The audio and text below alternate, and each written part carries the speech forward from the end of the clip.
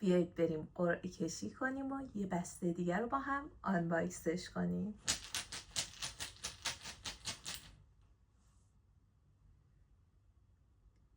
عدد 6. هم بسته شماره 6. ببینیم که داخل این پسقلی چی میتونه باشه.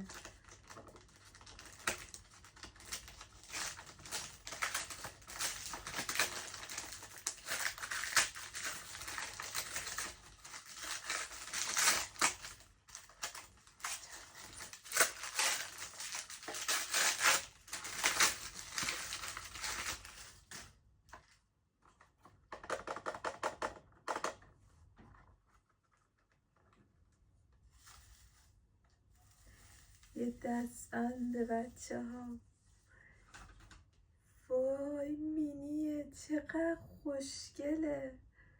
ببینی عزیزم، خیلی قشنگه. چه جالب، امروزم 13 صفره، روزیه که همه الان طلا فروشی ها شلوغ و در حال خرید طلا هستن.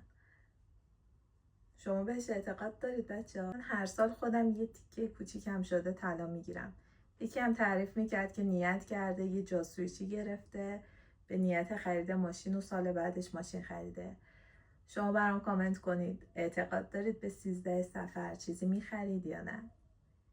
من عاشق این دستبنده شدم. ببینید چه خوشگله.